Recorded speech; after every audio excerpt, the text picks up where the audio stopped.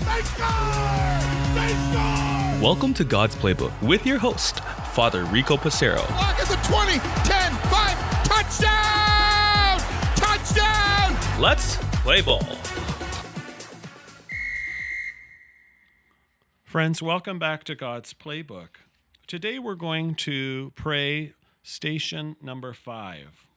The 5th station is Simon of Cyrene helps Jesus to carry his cross. We adore you, O Christ, and we praise you, because by your holy cross you have redeemed the world.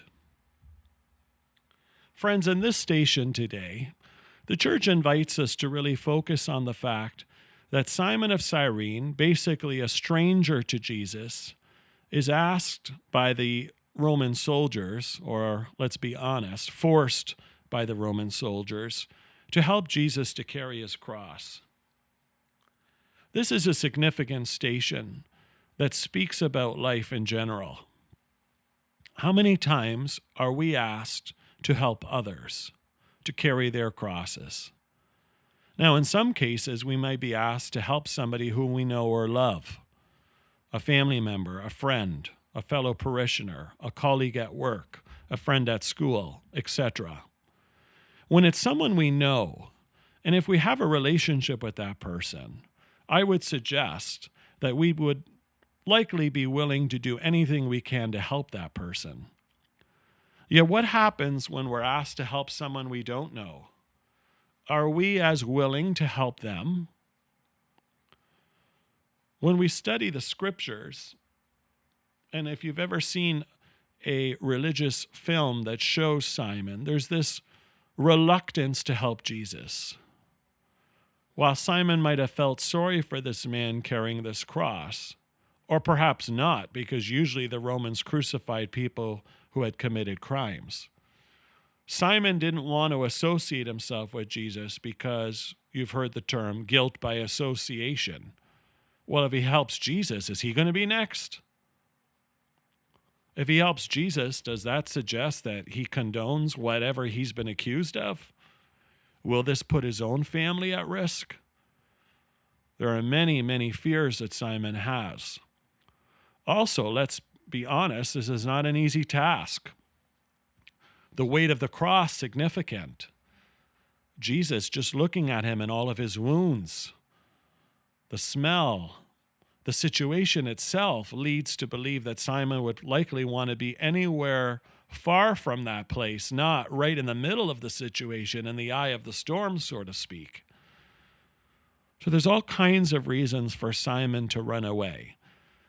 And the soldiers force him to get involved.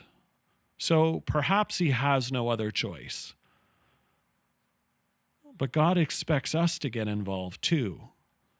When we see someone in need, God doesn't say, Rico, pretty please with the cherry on top. If it's convenient for you, or when you get around to it, or if you don't mind, I'd really appreciate you helping so-and-so. God expects us to help so-and-so, no matter what's going on. The church teaches what's called the preferential option for the poor, friends. So each one of us has an obligation to place the poor first. They should be our top priority. And poor doesn't just mean I don't have a home or I don't have enough food to eat. Poor has to do with whatever struggle somebody is dealing with. So when we're watching people carry their crosses, friends, whether we love them, know them, or they're a stranger to us, a true friend of Jesus is somebody who's willing to step in and do their part. Now, I know for many of us, when we see someone or hear of someone suffering, we wish we had a magic wand to get rid of the tumor, to help them find a job, to get rid of the addiction, etc., etc. And for many of us, we might think, yeah, but I'm just one person. What can I actually do? I don't have the power to change their situation. Well, Simon didn't have the power to change Jesus' situation either. But you can see as he continued to carry the cross with Jesus, all of a sudden his demeanor changes. He realizes how special Jesus is, and that glance that Jesus gave him, those eyes that pierced through his soul, allowed Simon to come to know this is an encounter with God. For Simon, he quickly realized that, Jesus isn't this notorious criminal, that he's not this bad person. And so from a humanitarian perspective, Simon wants to help. When he realizes that the soldiers are no longer going to affect him, Simon's heart goes from very hard to very soft as he cares for the needs of Jesus. I might suggest, I know in my own lives, perhaps in yours too, friends, this is also true. Many times I've been asked to help others, and perhaps I help them kicking and screaming. I'm reluctant. I don't want to help them.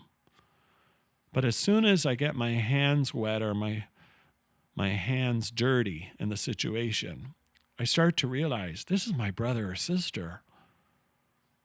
I should want to help them. Why was I reluctant? The teachings of Jesus, do to others as you would have do to you.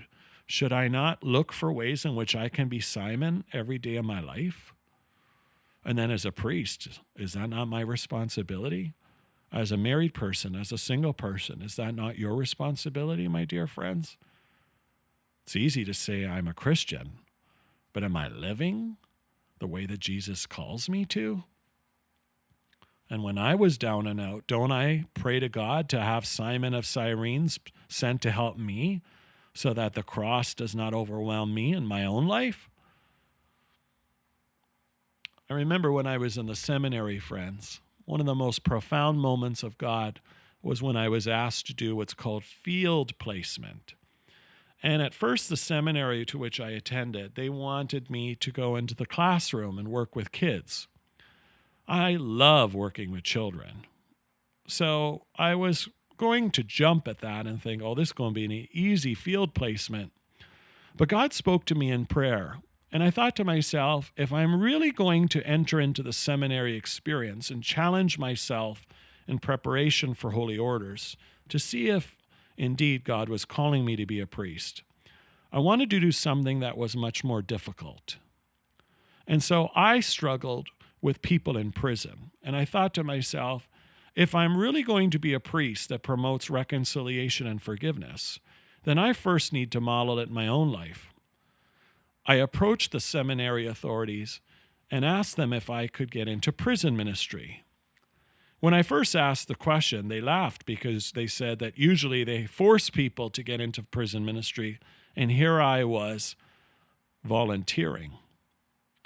But I knew that God wanted me to challenge myself, and I thought, I also want to challenge myself because I didn't think I could forgive these men who, many of which committed some very, very difficult and terrible crimes against other people, my brothers and sisters. But at that moment, I didn't see them as my brothers. I certainly saw the victims as my brothers and sisters. And you see how the Holy Spirit needed to soften my hardened heart. I believed what the media said, calling them monsters and that these men were terrible, until I actually got into prison ministry in a maximum security prison in Attica, New York. Guards with shotguns, 30-foot walls, FBI clearance, which took 8 months to clear. 7 checkpoints just to get into the room to which I was going to assist these men in group therapy. I was definitely in over my head. And yet it was there that God helped me to realize he was asking me to be Simon of Cyrene. And I first looked at these men as monsters, and I was judging them based on their actions until I realized that could be me. Their upbringing, their life situation. There were so many factors that attributed to getting them where they were. And my job was not to judge them. Only God knows their heart. And while prison is a justifiable response and consequence to their actions, that wasn't my responsibility. The judge and jury put them in the prison. My job was to care for a brother, to understand, to listen, and to help them to understand the impact of their behaviors. So friends, even in times in which we think immorality is taking place, or we can justify not helping someone because of decisions or comments they've made, It's not up to us to make that determination, is it? We're called to be Simon in all situations as best we can. Simon couldn't overthrow the Roman Empire and get Jesus off the cross, but he did his part to carry the cross for Jesus a little bit. And again, Jesus didn't need help. He's God. But he didn't pull on his divine power. Rather, just as a human being with all of our weaknesses, Jesus endured the cross for our sake. How many times is God calling us to be Simon, friends? Perhaps we should help more because of our desire and less because of duty.